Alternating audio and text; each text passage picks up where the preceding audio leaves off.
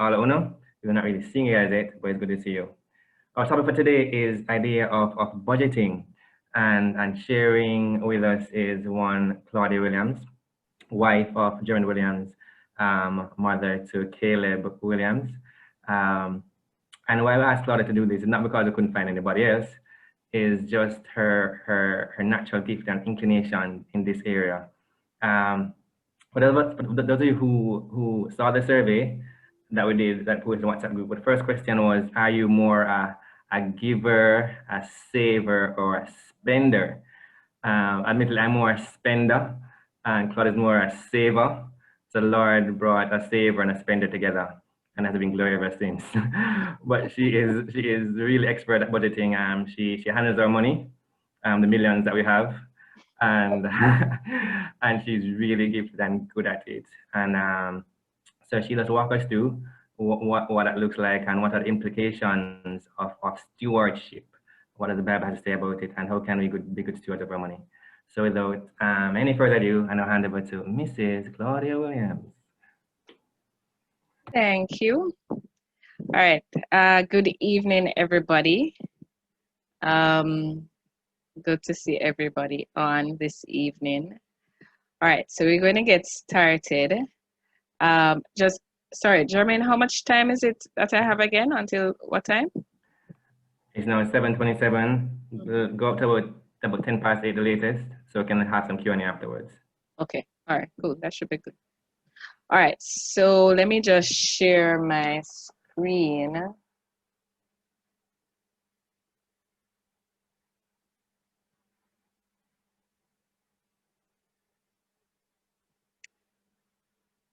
All right. Is everybody seeing this? Yeah, that's go to go. There you go. Okay, all right, great. All right, so our topic for this evening is budgeting, 4 steps to stewarding your money. All right, so all right, so as Jermaine says, I tend to handle the finances, but as a caveat, I'm not a financial planner or advisor. So please, what I will be sharing is just what I've learned over the years, and I'm sure different persons have different perspectives or different approaches to budgeting, so we can all learn together, right? But I grew up, fortunately for me, I grew up in a home where budgeting was the norm. It's something that I grew up seeing my parents do, and it's something that they taught us, my siblings and I. They taught us the importance of budgeting and what to do with your money. Giving was the same thing when it comes to giving to the Lord. That was always top priority. So from early on, I remember as far back as being in high school, when we used to get our allowance, we were expected to take out our tithes out of that and give our offering. It's not like our parents gave us money separate for offering. We had to take it out of our allowance. So much of what I've learned over the years was just from that stage, and then also just on the job, putting some of that to use, managing different things and having to budget for whether it's an event or your department. You have to put a budget in place and plan out and know how you're going to spend the money and all of that, and give an account for it. So over the years, I've learned certain things, still learning. And so this evening, I'm just going to share some of that with you. All right, so let's get into it. All right, so before we get into the actual budgeting part, there are 2 truths that I want us to remember. And the first one is that God is the owner of everything, and therefore, ultimately, He is our provider. So in budgeting, this is something that we need to remember, that God is our source. And what that says to us is that when we're budgeting and we can't figure it out and everything looks tight, then we can go to God and we can ask Him for the extra provision that we need, or just guidance in how to handle the money that we have in our hands. You know, we might say, Lord, I have this expense coming up and I don't know how we're going to pay for it, but it needs to be paid for. I need your provision. So understanding that and remembering that truth, that God ultimately is our source, He's our provider. It is not our employer. Um, it's not wherever we get our income from, but it's God who is our provider.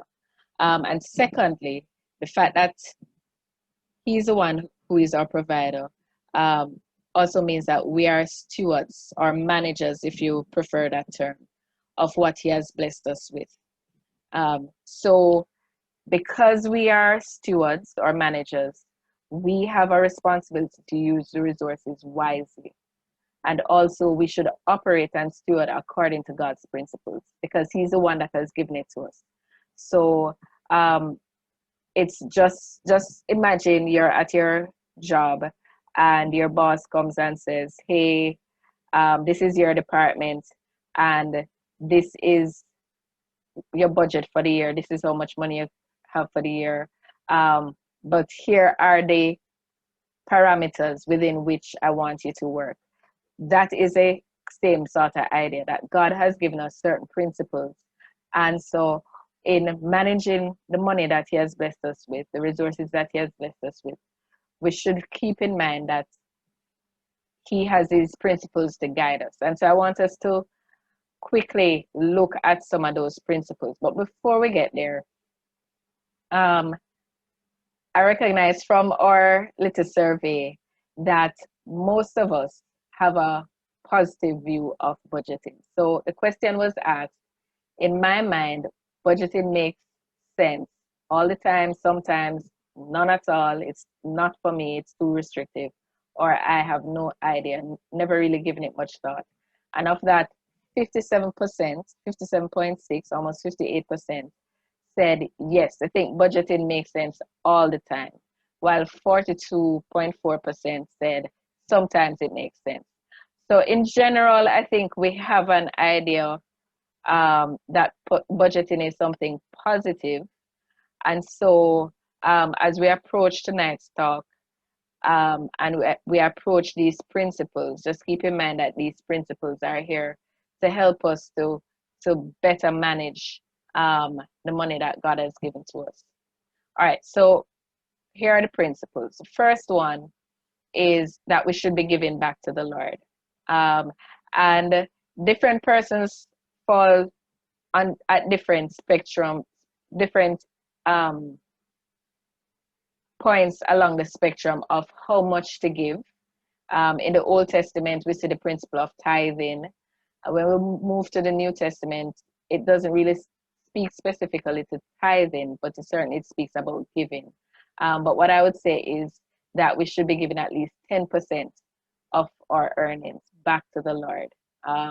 And certainly if you have a home church, you give it to that. Can we give more than the 10%? Certainly, so it all depends on where you are at. But certainly I would say try to give at least 10% back to the Lord, because if He has blessed us with this, all we're doing is giving back to Him and saying, God, I'm giving this back to you for you to do whatever you want with it.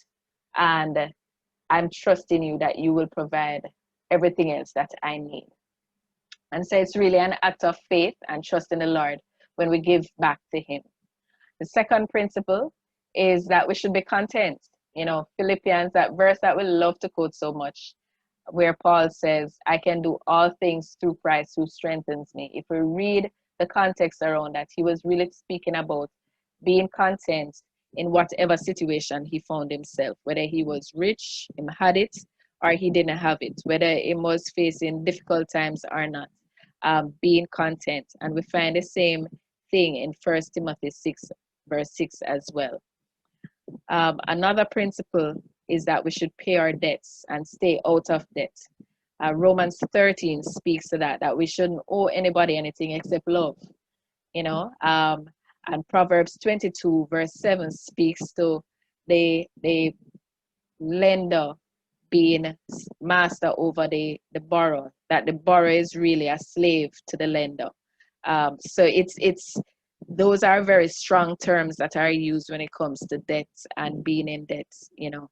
And because when you're in debt, really, you realize that you can't call the shots as easily as you'd like, because you owe this person or this institution over here some money that you have to pay over every month. So as much as possible, we are encouraged to stay out of debt, and certainly if we do have debts, to pay those debts.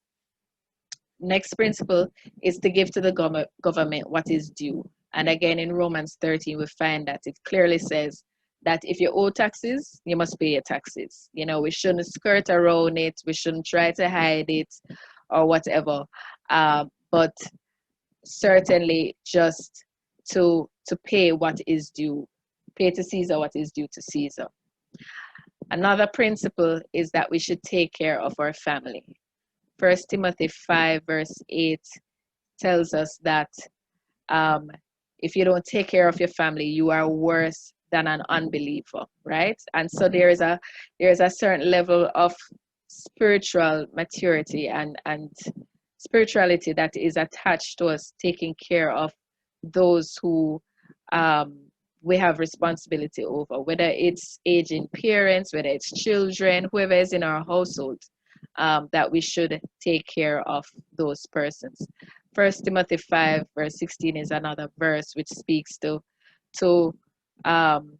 it talks about if you have responsibility for older widows, you know, that you shouldn't expect the church to take care of them, but you should be the one who take care of them. And then also we're encouraged to save for a rainy day, you know, to put aside some money so that in case of any eventualities, things happen, life happens, you know, but if those things happen, then we have some money put aside that we can pull on. And we find that in Proverbs 21 verse 20, as well as Proverbs 31 verse 25, where it speaks of the woman who Proverbs 31 woman who it says that she laughs at the future basically because she's prepared. And then finally, we're encouraged to invest wisely. Proverbs again tells us, you know, that a righteous man puts aside money for the future, not only for the future, but also for his generations, for his children and his grandchildren, so that when they come up, they can have something to fall back on. All right, let me just pause here. Anybody have any questions on any of these? As they answer the questions, just like to add that all PowerPoints are loaded onto our YouTube channel. So once you see the video, the PowerPoint will be right below it, so you can be able to download all this information. All right. But yeah, any questions on this slide, the principles for budgeting?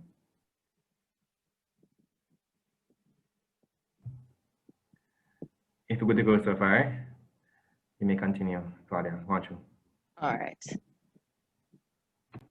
All right, so with all of that said, there is a warning that I would want us to keep in mind as we think about this whole thing of budgeting. And that warning is that our approach to money, and more specifically budgeting, is a reflection of what's in our heart. So budgeting is a wonderful tool to help us manage the money that God has entrusted us with. But if our hearts aren't in the right place, we will still be missing God's mark. And what do I mean by that? Simply that you can still be budgeting, but missing what God wants you to do and how it is that God wants you to manage your money. So if you look back on those principles and take those into consideration, we could be budgeting our money, but maybe it is that we're not giving to God what is due. Maybe it is that we're spending our money, we're budgeting it, but we're spending it on things that's maybe frivolous, very you know, here today, gone tomorrow sort of thing. And it's not really investing in anything tangible. Maybe we have our money and we're budgeting it, but we're not taking care of those around us. Um, you know, sometimes we hear these horror stories of family members who not taking care of parents and things like that. So again, budgeting is a great tool, but at the foundation of it, our hearts need to be attuned to God and understand that if it is that we are going to be good stewards, then we need to budget and manage according to His principles and His guidance and direction. And certainly, as we approach budgeting, we should approach it prayerfully, and understanding, again, as I said earlier, that these are the resources that God has given to us, and He's our source. So we can go to Him for guidance, and certainly understanding that He ultimately is our provider. All right, so what exactly is budgeting? We've been calling the word over and over. What is budgeting? Budgeting is simply telling your money what to do. So you're telling it where to go, whether it's to a person or to something. You're telling it when to go. So is it this week, next week, at the end of the month? And you're telling how much to go. So that, you know, definitely this is the amount that I want to put towards groceries. This is the amount that I need to pay for rent, XYZ. All right, so, and again, when we looked at the survey, we realized that most persons do budget. So from 32 persons who responded to this question, which of the following best describes or reflects your actions when it comes to budgeting? I think this is 6%, the blue, I think it was 6% there, says, I've never budgeted and wouldn't really know where to begin. So it was a small figure that described themselves as that. We had 37.5% that said, I use a budget sometimes, but I'm not always consistent with it. Another 34.4% said, I use a budget for part of my income, but the remainder I spend or use based on whatever comes up. And 21.9% says, I always use a budget. I wouldn't be able to survive without it.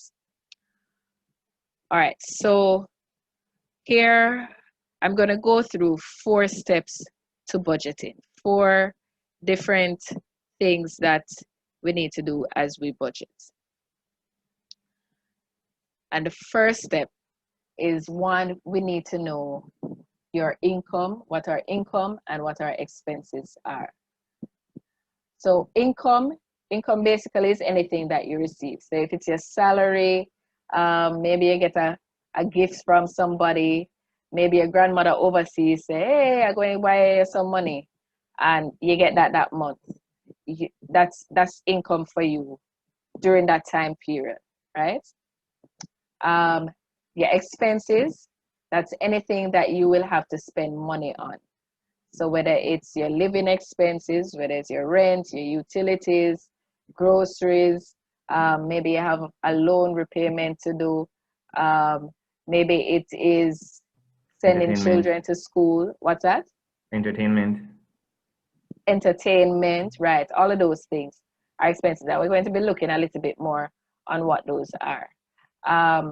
So list these out, write out on a piece of paper, or if you prefer to type them up, just write them out and put the general amount beside each that you would allot for it. And if you have never done this before, what I would say is track your expenses for the next month or so to see how much you spend on a given thing, or you can calculate it from upfront. So if you know, for example, well, most of us, or some of us, working from home, some of us still have to go into office.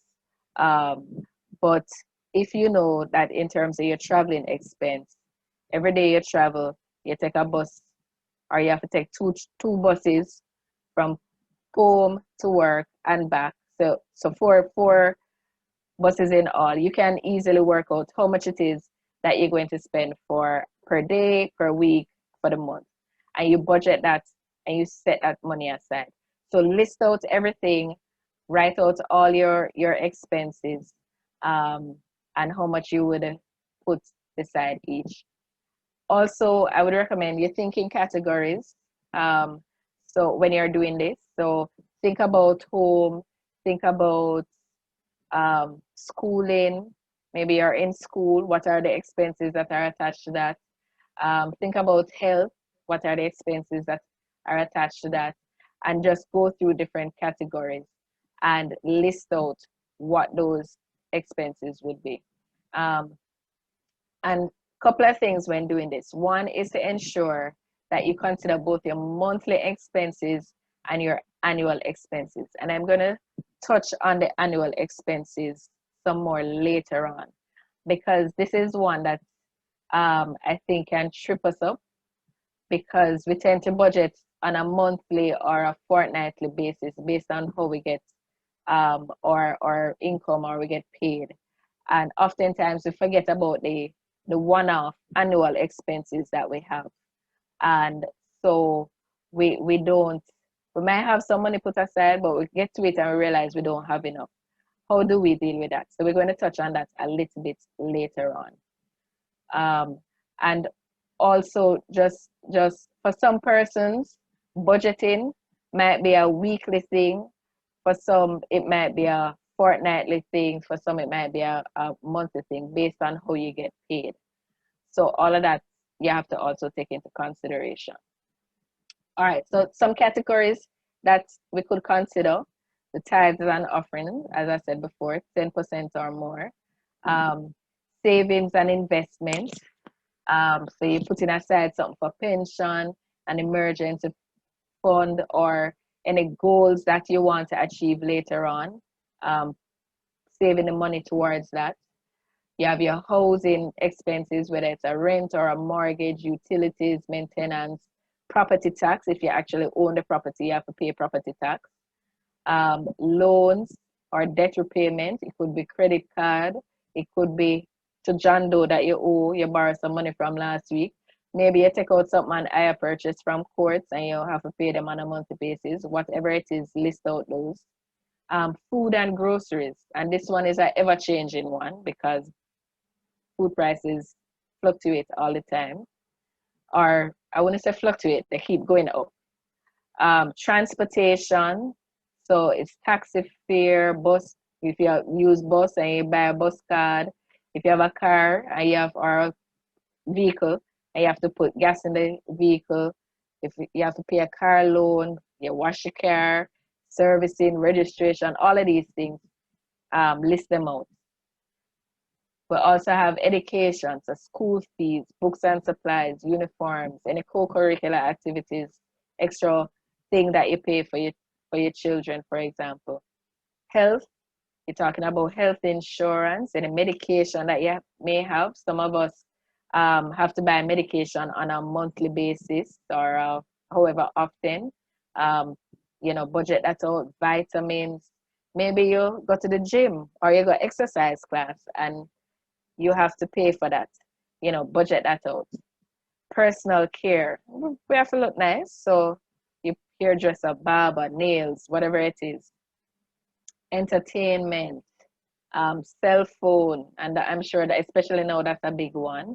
Allowance, so maybe you just need a little pocket money, some spending money that you have that in case of anything, or you want to buy ice cream one day, you have some money in your pocket, you can buy ice cream, right? Clothing, all of these things, and there might be additional things that I haven't thought of that you would need to put in your budget. All right. So all of those things, list them out. Question for you. I don't intend to address it. Sure. So what happens if you list all of these things and money done? Meaning even before you think about giving, you're all expenses and there's nothing left. What all right. So right now, all you're doing is just listing out your expenses. You're not add up anything. You're just listing out and putting the amount that you need to pay for each thing. You're just putting it on paper or typing it in, whatever you want to do, right? So we don't actually get to the add up part yet. All right. So this next Got step it. is to choose a tool. So for some of us, we like manual. We like to write on paper. We just like the feeling of writing. And for many years, that's what I did. I have a book and I would just every month write out the budget and all of that. And it has some advantages and disadvantages. Um, it's easy to get to. So if I have something on my laptop, I don't have to go boot up the laptop, to go enter something or whatever. It's just there in a book. I pull it out, write it in, or make a note of it, right? Um, but it tends to be very basic. So it's unable to give you a deeper understanding or analysis of where your money is actually going, as opposed to the other tools that can be used. And also, it can take time to add up. And if you're not careful, you might end up making mistakes in adding. Um, and then that can lead to further problems down the road. So, but if the manual works for you and that's what you feel comfortable with, then that's fine. But also with technology, we have many options available to us, many electronic options available to us. So you could use Excel, Excel or Google Sheets on your computer. Or if you have a phone, there are many apps that you can download from, for example, Google Play Store, or I'm sure the iPhone users among us also have apps that they can use on their iPhone. So right now, there's an app that I use that's called I Save Money, and I use it to track my budget on a monthly basis. And oftentimes it comes with a free version, but there are also a paid version that can give you more features. So again, this option as well come with advantages and disadvantages. So of course, if you're talking about Excel or Google Sheets or an app, there's a learning curve to it. Not a heavy learning curve, especially if you tech savvy or you used to using a computer. The younger ones among us who do these things in school, they would know how to use Excel and so on. But you might have a slight learning curve to figure out how to use an app and where to enter it. But it's pretty simple. Also, you need an electronic device, whether it's a computer, tablet, a smartphone, to use these things. For some, as I said earlier, you may have to pay to get all the features, especially with the apps. But again, the basic thing that many of them come with that you don't have to pay for, it might be sufficient for you. All right. And one of the big advantages, as I said, is that it provides you with more in-depth and analytic information at your fingertips. So instead of the paper-based version where you have to write down and then you write down everything and you add up and you say, oh Lord, all of my expenses way more than my income.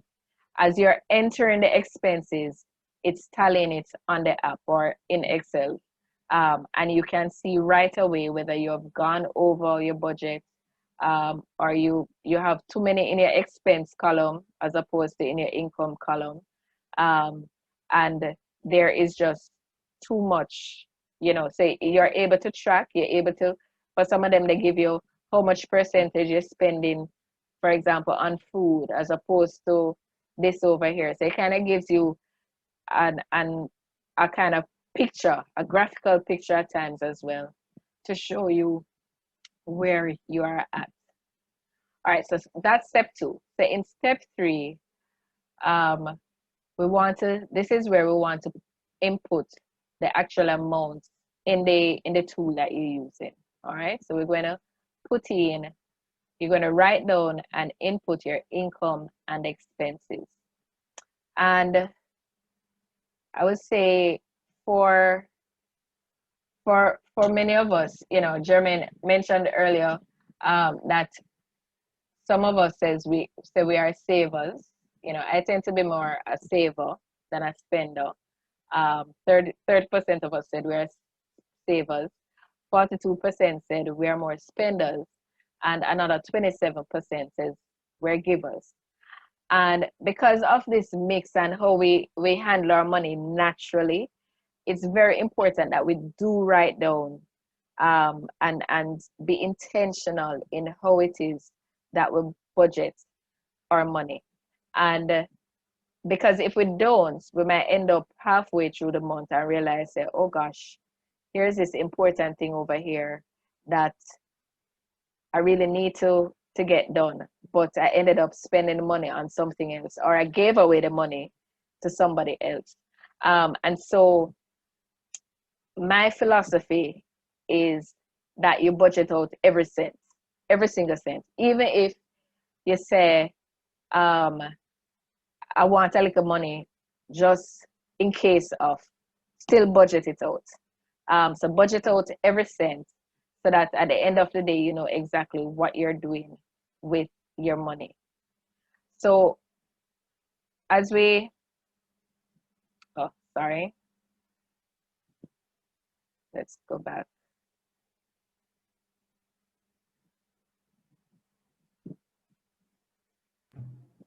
You have 14 minutes. 14. All right, thanks. All right.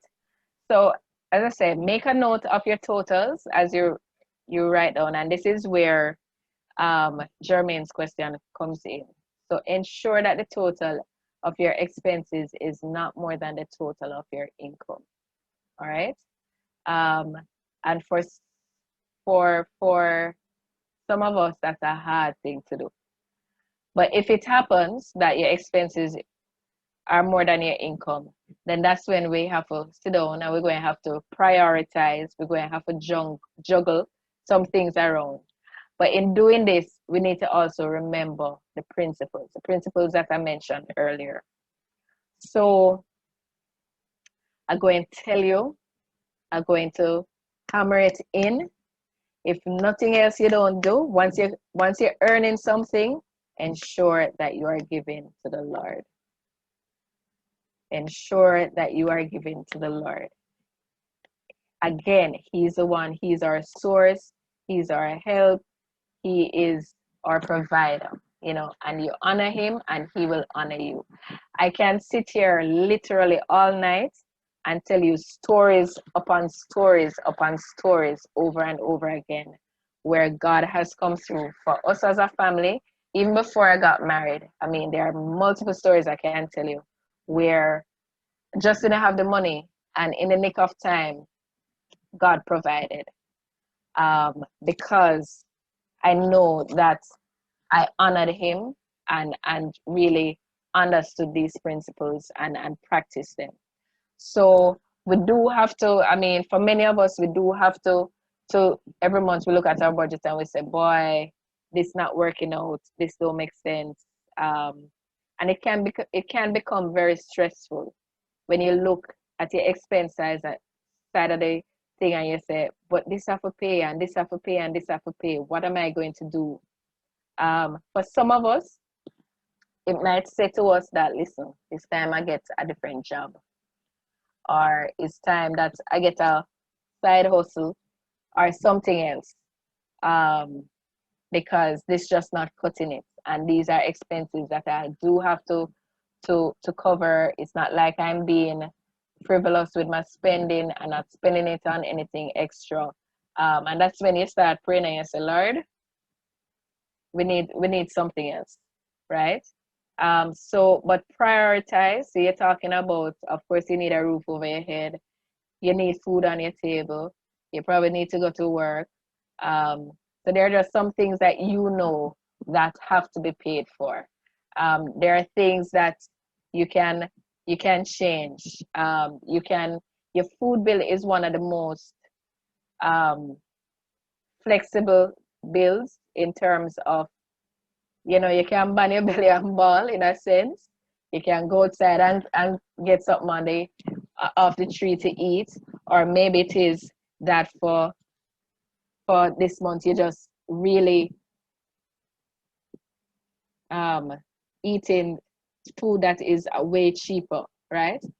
So there are things that you can do to reduce that expense column. Maybe it is that you decide, listen, I'm gonna have to do my own hair for the next couple of months because I just can't manage, especially during this time. You know, we got hit by COVID, and for many of us, we went through some changes, some financial changes. For some of us, maybe we lost our job. For some, maybe it is that we got pay cuts. Um, so there are different things that we have had to face, and so it's important that we look at our budget and prioritize what's important and really focus on those things. While, as I said, um, helping, depending on God for those provisions. And I would say, as much as you can, avoid using credit cards for things that, let me just say, if you know that you're not able to pay off your credit card balance at the end of the month, I would say avoid using it. If you know you're not the type of, if you know you're the type of person who can't control your spending habits, I would say don't have a credit card, because if that, it's not about just paying the minimum balance. The minimum balance alone is going to kill you because it comes with high interest rates, and once those interest rates start racking up, you find yourself in a lot of debt. So as much as possible, avoid using credit cards if you know you're not able to handle it. And there are some people who will tell you plain out, just credit cards evil and don't do it. I'm not going to tell you that, because different people can do it. We have had a credit card for quite a while now, but as I said, how we do it is that we pay off every month what is due. So it's used only, to tell you the truth, we only use it to get points because it has travel points on it, and at the end of a time period, we may have enough points to take a plane trip. So for example, early in the year when we went to Dallas for that conference, one of our tickets, we were able to purchase it using the points that we earned on the card. But outside of that, if it wasn't for that, we probably wouldn't have a credit card, because again, it's just it can be very risky if you don't control it properly. All right, and then finally, choose how to disperse your money.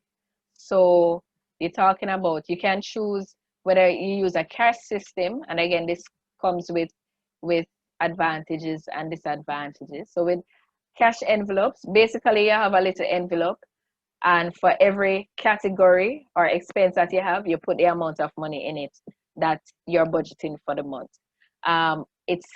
It's useful because it helps you to keep on budget. So you know, so when you open the envelope and the money done, it's just done, and you don't have no money for that specific thing unless you're going to pull money from cash from somewhere else. The disadvantage, especially for us in Jamaica, is that it might mean you're having a lot of cash on hand, which isn't safe. So especially in this day and age, it's also useful to use electronic means to distribute your money. So whether it's using debit cards or transfers, standing orders, online payments, these things are useful. So a lot of, for example, the utility companies, of course, they have their online payments and so on. And it's a convenience that comes along with it. So it saves you time.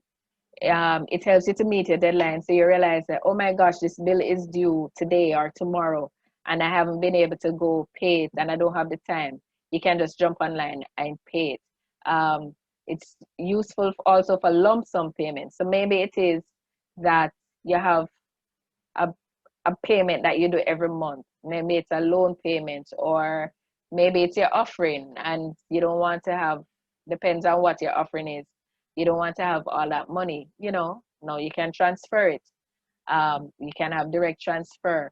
Maybe it's school fees. A lot of the schools have payment options set up where you can just transfer the funds nowadays. And certainly with COVID, where they're cutting down on people coming into institutions and into the banks, this is a means to use to really help us to make those payments.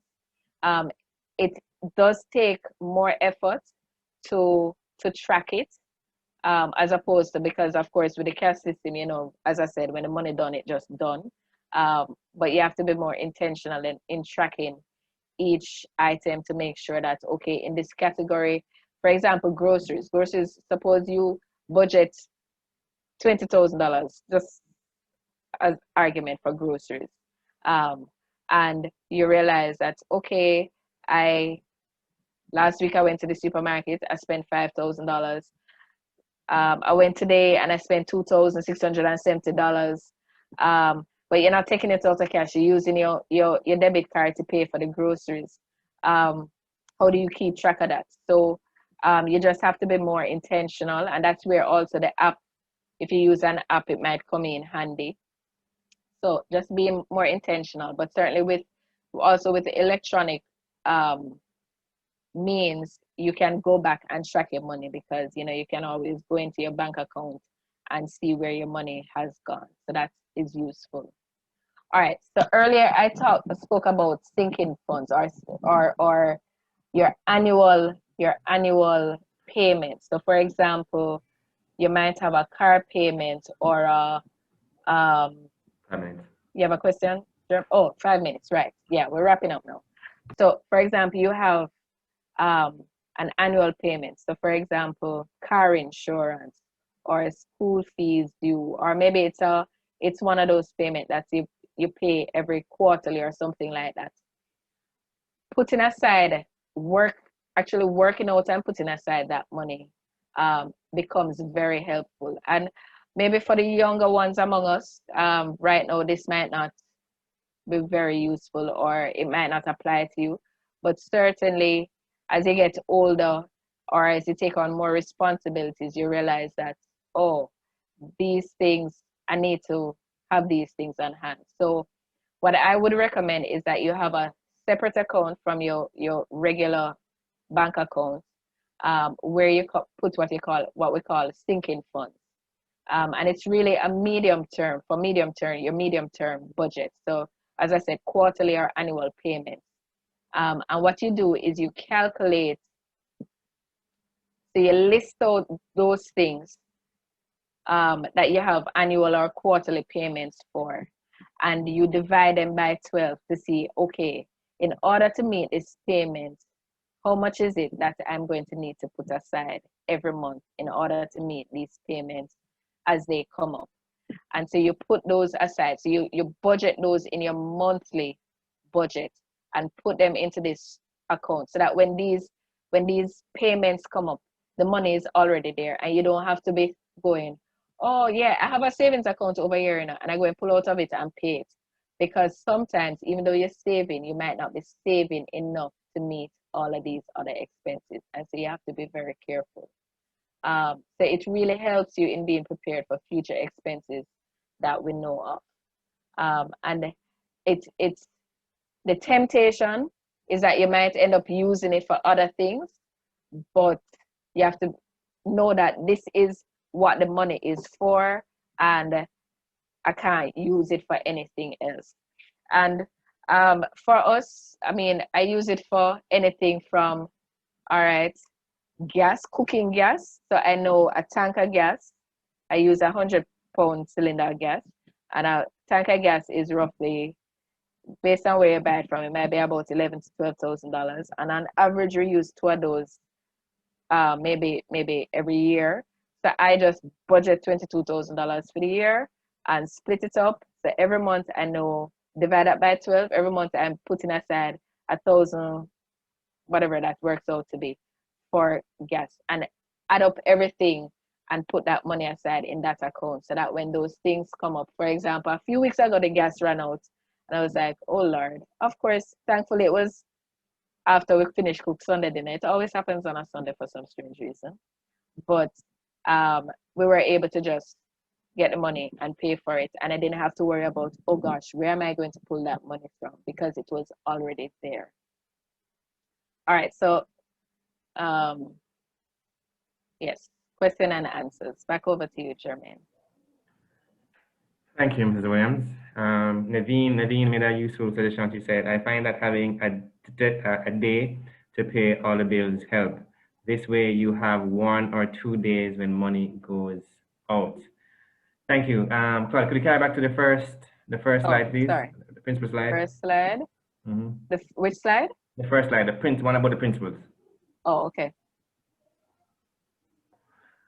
No, this one. Yeah, and just enlarge that. All right.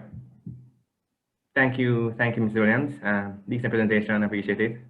Any questions, whether to Claudia directly or just any questions you want to make or any comments you want to make? You may do so now. I have a few, but I'll just hold off until any question. Yannick, that's you? Yes, I was saying, thank you, Auntie Claudia.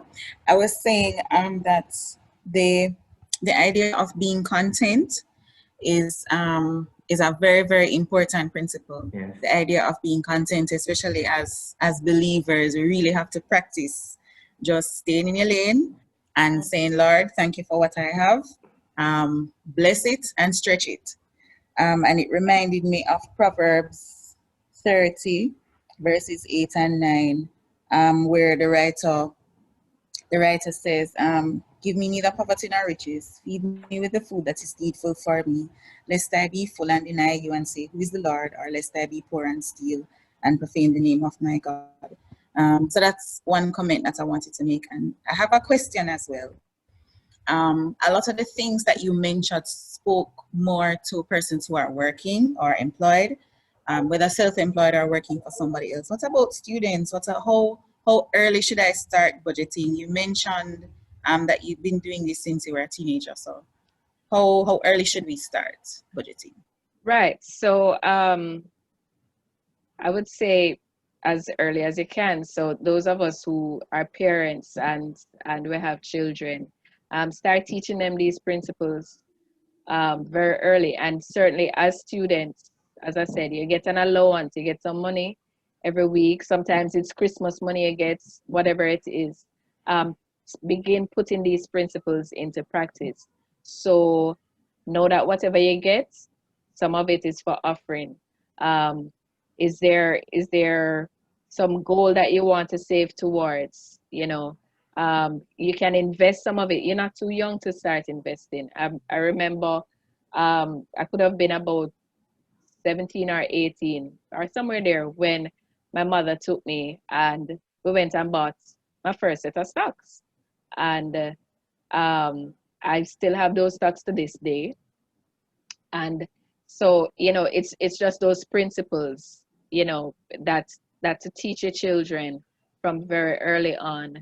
And certainly as the younger ones among us, we can start budgeting, so you budget out your lunch money, you budget out your as I said, is it that you have something that's coming up that you want to do with your friends and you budget that out so you know that you have the money. And for some, they might have a job that they're earning some money from.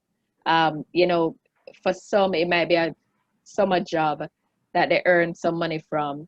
And so they have certain goals that they want to buy something, but budget it out. But again, as I said, remember the principles, because we can still be budgeting and still doing it in a manner that, as you say, it's really just to please our flesh.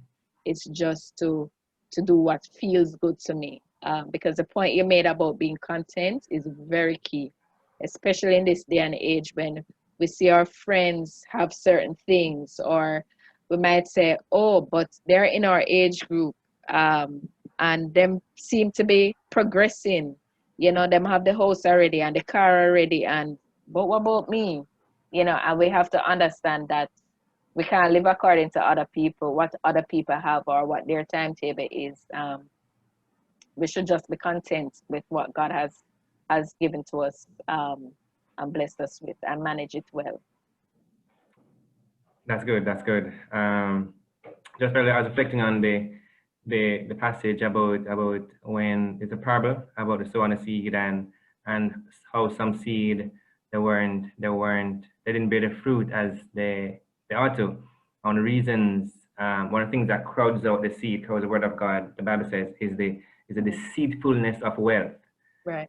And what happens is many times we are deceived by wealth. Because if wealth had a voice, it would say to us, the more you have is the happier you will be.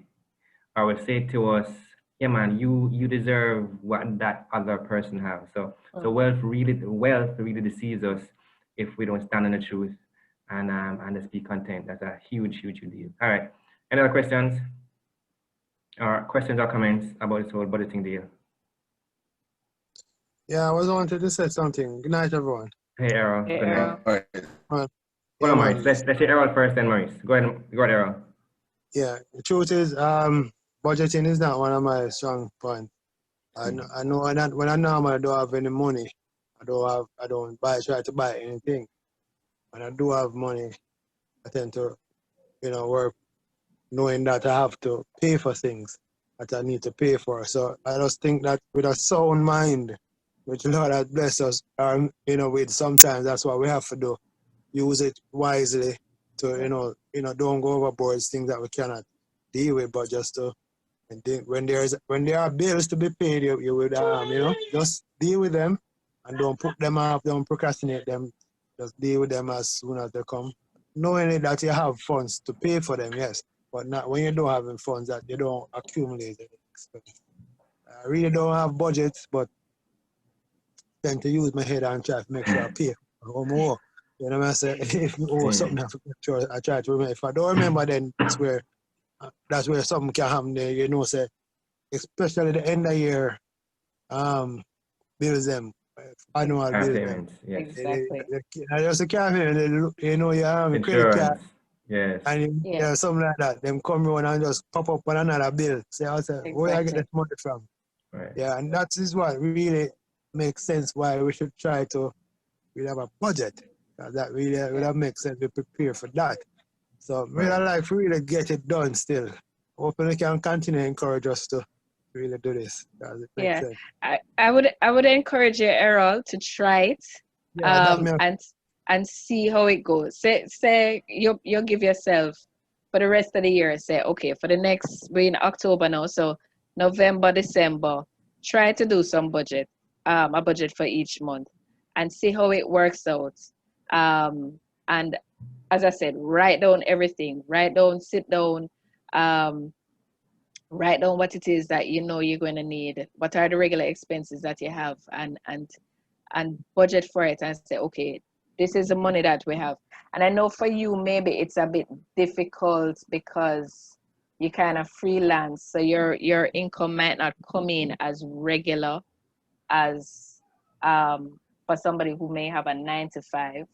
But everyone has a 9-to-5 plus freelance. But you have a 9 to right. Yes. So right. So you may have part of your income that's not as secure or definitive that you can say, okay, I know it's this amount.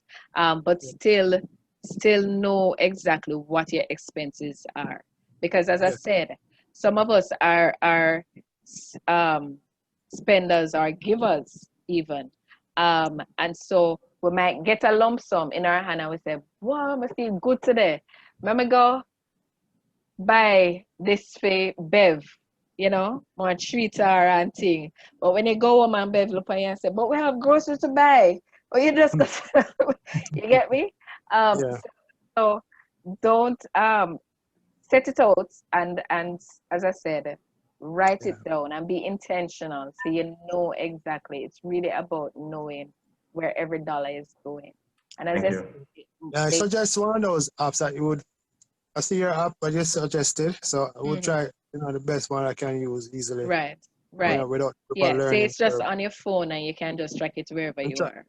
Yeah, we're going to try it. Thanks. Yeah. Thanks, Errol. Maurice, you have a question or comment? A question and a comment. When Claudia was speaking about, speaking about budgeting and all, and the question that came to mind was, can budgeting make us mean? Can we become so fixed to it that we only do what we list to do. And the verse that came to mind was he that watered will himself be watered, and there's he that withholdeth even that which is necessary, and there's he that giveth, or plentifully, and has much, and there's the one that withhold and have nothing. So I was wondering if that we could run into that situation. Another thought was, you're breaking up, Akamis. Go again. well, how do we determine? How do we determine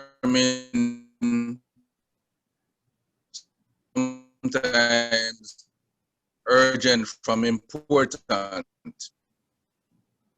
Right. All right. So Just maybe that's to a clarify, question. the question is, how do you determine what's urgent from what's important? Yes? Not hearing me? No, that's it. You said, how do we determine what is urgent from what's important, correct? That's what you said? That's Yes. your question? Okay. Yeah, that's a question. All right. Yeah. So Yeah. I will tell you how I approach it. Yes, I think budgeting can make you stingy, but again, it goes back. Remember when I said the warning? So I gave this warning that we can still budget in, but it's a wonderful tool, but that helps us to manage our money that God has entrusted us with. But if our hearts aren't in the right place, we will still miss the mark. We will still miss God's mark. And so, again, it's going back to the truths. Once we understand that God is our provider, understand that we are stewards and managers of what he has blessed us with, but also understanding the principles. So we have to take all the principles together. So you might be a giver, Uncle Maurice, and you like to give. I mean, maybe it's even one of your spiritual gifts. And so you have a personal relationship with the Lord. And so you have to be led by him in that respect. At the same time, I think you have to balance that with, I have to take care of my family over here. But maybe 1 month the Lord is saying, I want you to take that money and I want you to give it to X over here. And don't tell you why, but he might just say, I want you to give it to X over here. And that's where faith might come in. So it's really about trusting him, I think, and understanding where we're at and what that God is our provider, as I said, and that he's in charge, and asking him for the guidance in that. But again, if we like to give, put that in your budget. As I said, it's not just about giving to God alone and putting your offering, but I like to give, so I'm going to set aside some money. So, one of the things I remember Reverend Roper saying is that him always have some cash in a one hand pocket. So when him drive up to the stoplight and somebody come beg him some money, him have some money to pull out. And he puts that aside specifically for somebody coming to him and ask him, Rev, I need XYZ. So you can actually budget for that and say, I'm budgeting this to give away. Right. And the urgent important thing. So I think if I understand, Come to Brother Simpson. if I understand the urgent is if something pops up and you urgently need to take care of it. That's what you mean, Uncle Maurice? Yes, that's a different question. It might not be urgent. It's just that yeah, because sometimes it's not urgent. To us, it looks urgent. Right. Are you hearing me? Yes, it I'm looks hearing urgent you. because it comes up and then you think, okay, but if you think 10 minutes, for 10 minutes, you might find you can stay till next week. Right. True. So what we need to examine things that happen. There's a difference between something that is happening right now and again something that might happen next week. Right. Yeah, and I think just a purchasing of things, as you exactly. said, but sometimes we do have urgent things pop up, We might have an emergency that we need to take care of. And that's where, if you have like some savings specifically put aside for an emergency fund, it comes in helpful. All right, thank you. Let's hear from Brother Simpson. Go ahead, Brother Simpson. Thanks for the opportunity. Well, first of all, I'd like to congratulate the conceptualizers of this program. I see it as an extension of practical Christianity. It is. Amen. Yes. Yes, it is. I honestly believe so, and I think it's highly appreciated. But I just want to give a word of advice for someone who's on retirement. In budgeting, budget for retirement. I can't overemphasize this. And I've been to a seminar that said, when should you start saving for retirement? From your first paycheck. Yes. And if you have an option, if you have a workplace, I didn't have an option in government, but if you're in private sector, we have an option, maximize your contribution towards retirement. Today, the 14th, is exactly 1 month away from my 12th year being on retirement. 12 years have run away so quickly. So I can tell you from practical experiences, the importance of budgeting for your retirement. And Claudia, when you do another presentation, I'd respectfully ask that you put this on the agenda or in the content that you're going to be giving out to us. But this certainly makes an awful lot of sense, dollars and cents. It was there, under the where I had like the savings thing, putting aside savings, retirement, pension. And there are so many options. I think a number of years ago, you had to depend on your workplace setting up some pension account for you, but now the financial institutions have it so that you as an individual can go in and set up a pension account. And there are so many different options that you have for investments and stuff like that you can put aside and know that this is for your long-term pension thing. So yes, it's very, very important. Thank you, Claudia. Thank you. You can stop sharing your screen? Okay, sure. Jeremy, and there's a hand that's raised. Been raised for a while. You know, tell me who's the hand? Anderson. Oh, Naveen. Sorry, Naveen. Go ahead, Naveen. If they come into a question. Hi, good night. Hey, welcome, Naveen. Naveen. My first time. Thanks for having me. Yeah, man. Big up yourself. It's not necessarily a question. It's kind of question-ish. It's the save for a rainy day concept. I remember stumbling on something that says, have you ever wondered why when you save for a rainy day, it rains? So I kind of tend to rename my savings and call it my sunny day.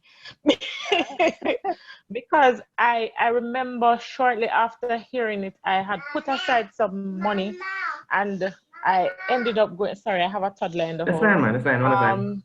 I put aside some money and I remember saying, just in case something happens to my son. And shortly after he got sick. So I was like, maybe there is some merit to this principle. So I just stopped calling my funds, my savings, rainy day because I prefer sunshine. So it's just food for thought, maybe. Reasonable. Thank you so much for that input. But I think certainly the principle is that we should, as much as possible, put aside something because life happens. It could be we lose our job, COVID hit, we pay get cut, whatever it is, just a little emergency here or there, and we need some funds quickly. Scene.